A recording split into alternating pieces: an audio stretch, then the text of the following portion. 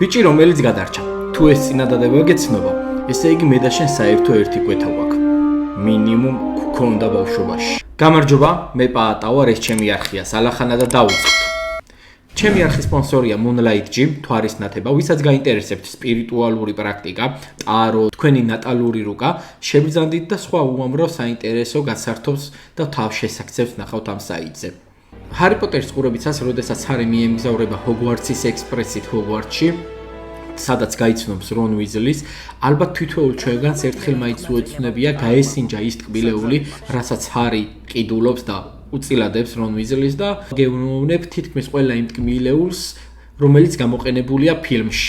როგორც ჰარი პოტერის და ლუდის მოყვარული, მოდი პირველი დავიწყებ ლუდით, ბათერბეარით. მთავარი გმირები ხშირად მიირთმევენ, როდესაც ქალაქში სასეირნოდ გადიან ჰოგვარტსთან მახლობლად. და ალბათ ყველას გახსოვთ ის პატარა თავის ქალები, რომლებიც არასრულწლოვნებს როგორ აღიქოვენ და არ უშვებენ ბარში.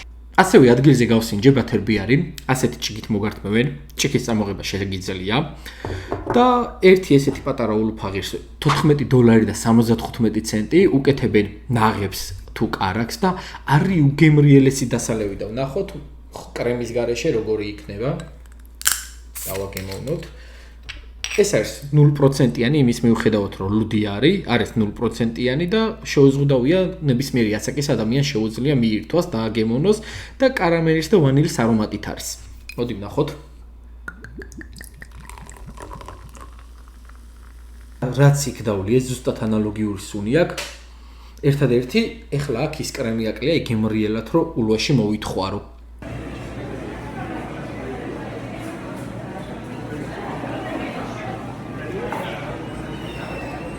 აურა გემრიელია. უგემრიელესია მართლა. ძალიან გემრიელი გაზიანი წყალია. ჰარი პოტერის მაღაზიაში ყოფნისას უამრავი აქსესუარი და უამრავი სასაჩუქრე ნივთი იყიდებოდა და არ მინდოდა ისე წამოსულიყავი იქიდან, რომ ერთი ნივთი მაინც არ მეყიდა, რომელიმე ჩემ გამომწერის ან იმ ადამიანის საკუთრება გახდება, რომელიც ამ ვიდეოს უყურებს და დააკომენტარებს. ცები მარტივია. ჰარი პოტერის ნებისმიერი წიგნიდან ან ფილმიდან დააკომენტარეთ თქვენი საყვარელი ფრაზა, წინადადება, აბზაცი. თქვენ გახდებით ამ ნივთის 500 ნაჭრიანი ფაზლის პატრონი, რომელსაც ნებისმიერ მისამართზე სადაც იტყვით იქ გამოგიგზავნით. ახლა გადავიდეთ ძირითად ნაწილზე. ნახოთ ჩვენ $45 ბოქსში რა ტკბილეული ამოგვივა.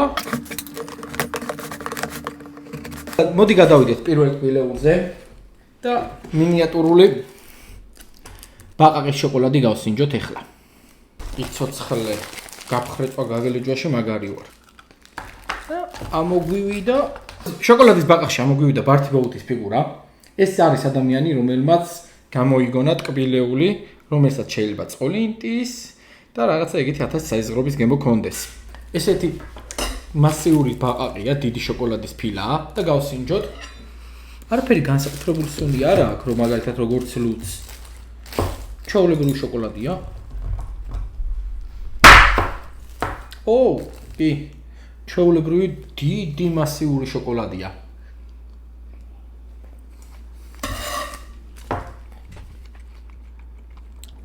მე ფეხი მოვაჭროთ აქეთ.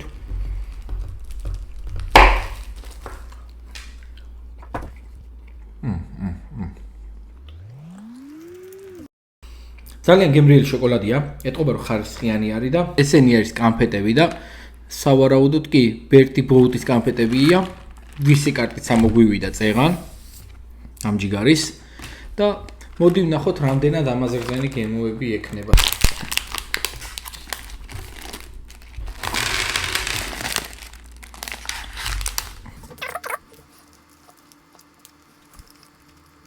ჟელიბონის ტიპის კანფეტებია, თავიდან ცოტა მკვრივი და მერე ჟელიბონია.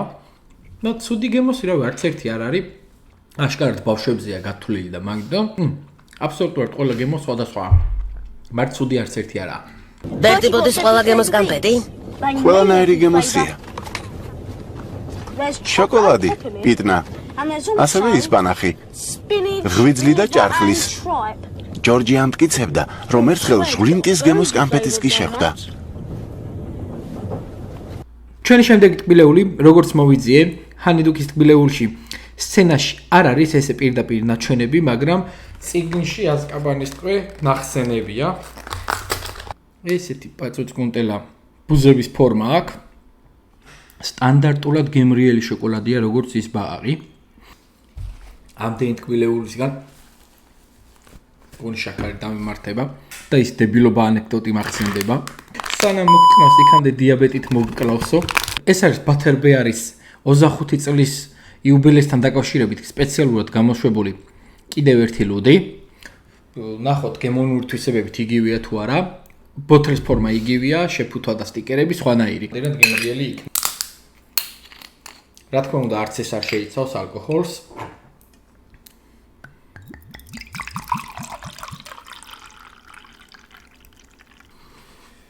სუნი იმას უფრო არომატული და გემრიელი ქონდა პირველს. და არომატების თვალსაზრისითაც ის უფრო ბევრად გემრიელი იყო და რამდენიმე არომატი ერთდროულად იხსნებოდა. ეს სტანდარტული გაზიანი სასმელია რა, ნატახტარის მსხალი. როულინგი არის პირველი ქალი მწერალი, რომელიც ამ პროფესიით მილიარდერი გახდა.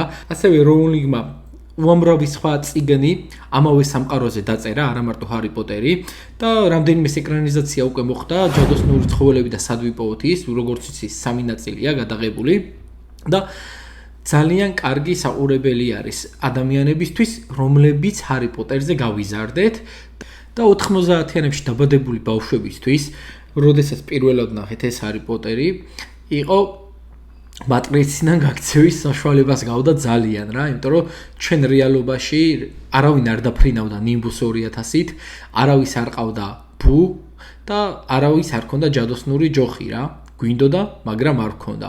ჩვენ ქონდა რეალობა, სადაც ვიზრდებოდით, მშობლებს არ ქონდათ სამსახური, არ ქონდა შუქი, დეფიციტში იყო საჭმელი, ტანსაცმელი ფუფურების საგნად ითვლებოდა რა. ჩვენი უფროსი დების, ძმების, დეიდაშვილების თუ ბიძაშვილების გამონაცვალში და იმათი და პატარებული ტანსაცმელით აი ესე თაობიდან თაობას გადაეცემოდა და რამდენიმე თაობა ერთ და იგივე ტანისამოსში იზრდებოდა და თუ დააკვირდებით და თუ ნახავთ კიდევაც თქვენ სახში არსებულ ფოტო ალბომებს, ალბათ შეამჩნევთ, რომ შეიძლება თქვენ უფროს დას, ძმას ეცვა ის ტანსაცმელი, რომელიც 3 და 4 წელი შემდეგ უკვე თქვენ საკუთრებაში გადმოდიოდა რა. კიდევ ერთხელ შეგახსენებთ, რომ ამ ვიდეოს კომენტარებიდან გათამაშდება 500 ნაჭრიანი ჰარი პოტერის ფაზლი და ამისთვის უბრალოდ საჭირო იქნება, რომ თქვენ ნებისმიერი თქვენი საყვარელი ფრაზა, ციტატა თუ აბზაცი დააკომენტაროთ. არხის მეგობარი და სპონსორი არის Moonlight-G, თვარის ნათება, ვისაც გაინტერესებთ სპირიტუალური პრაქტიკა, ტაროს გაშლა და თქვენი ნატალური რუკა, შებრძანდით, ის სიამოვნეთ და სხვა ფუნქციებითაც დადგმით. გამოიწერეთ არხი, დაალაიქეთ ვიდეო, ჩართეთ ზარეზღილაკი და დატოვეთ კომენტარი, ეს მე ძალიან დიდ სტიმულს მაძლევს და მეხმარება. მადლობა. ჩვენ შემდეგ ვიდეოზე, რომელიც არის პატარა ბაყაყის ფორმის და აწერია რომ უნდა იყოს მენთოლი როგორია realობაში ეს ორი ერთად. ესეთ პატარა ნაბოზარი ბაყაყებია და კი მენთოლის სუნი. ვისაც გიყვართ მენთოლის კამფეტები და ეგ არომატი, იმათ გესიამოვნებათ. ჩემთვის მაგალითად შოკოლადს მენთოლის და რაღაც ყბის დამაბუჟებელი ეფექტი ნახდად არ უნდა კონდეს და არ უნდა მიქონდეს ის შეგრძნება რომ თითქოს სადაც არის სტომატოლოგი პირში ბურღს ჩამთხრის. მადლობა, საჩემო არაა. რა ლეობა იყო. პირადად ჩემთვის ჰარი პოტერის პირველი 2 ნაწილი არის ბევრად უფრო საბავშვო, ბევრად უფრო საყვარელი და ფერადი, ვიდრე დანარჩენი ნაწილები და ჩემთვის აზკაბანის ტყვე არის უკვე ის ნაწილი, საიდანაც ჰარი პოტერის პიროვნული განვითარება და ის სულიერი დრამები ჩანს, რაც აი ადამიანს რასე თუ ისე გაახლოვებს და გაძლევს იმის საშუალებას პერსონაჟის თვალებით უყუროს სამყაროს, ნახულობ როგორ არის ერთი პატარა ბიჭუნა მოზარდობის პრობლემებთან ერთად ორ სამყაროს შორის გახლეჩილი, როგორიცაა მაგლების სამყარო და ჯადოქრების სამყარო, სადაც მაგლების სამყაროში ჰარი პოტერი არ თუ ისე წარმატებული ადამიანი არის თავისი დეიდაშვილის და დეიდის ოჯახიდან გამომდინარე, ყველა ჩაგრავს მას, ხოლო სამყაროში, სადაც მხოლოდ რჩეულები არიან, ჰარი პოტერი იმ რჩეულთა შორისაც კიდევ უფრო რჩეული არის და არის ბიჭი, რომელიც გადარჩა და გადაურჩა სამყაროში ყველაზე ძლიერ ჯადოქარს, ყველაზე ბოროტ სამავდროულს ადამიანს, უბრალოდ ჯადოქარს, რომელიც სახელიც არ ითქმება, ვოლდემორს. მთლიანობაში ჰარი პოტერის ისტორია ისე ვითარდება და ისე გავდივართ ფინალში, რომ პირადად ჩემთვის არანაირ პრობლემას არ წარმოადგენს, რომ ერთი სრული ამოსუნთქვით ვუყურო 8-ვე ნაწილს. მიქნია კიდევაც. დედა შევიც მართლა დიაბეტი დამემართება ამდენი ჭამა. ჩვენი ბოლო ტკბილეული არის ეს, რომლებსაც ბზიკების ან ფუტკრების ფორმა აქვს, რა გემოთია. ეს შოკოლადის ბზიკები თუ ფუტკრები კიდე განსხვავდება დანარჩენი შოკოლადებისგან. არომატულია, სავარაუდოდ იგივე შოკოლადი არის, უბრალოდ ამას დამატებული აქვს პატარა კარამელის ნატახები, რომელიც შოკოლადის ჭამის დროს პირში გამოსცემს რაღაცნაირ ხრაშუნის შეგრძნებას და გემოს და ძალიან სასიამოვნო იყო, გემრიელი იყო, ერთადერთი არ მომეწონა ის პატარა ბაყაყები, რომლებიც მენთოლის არომატით იყო. ისიც იმიტომ რომ მე მენთოლი არ მიყვარს. ვიღაცებს უყვართ მენთოლი. მე არ მიყვარს მენთოლი.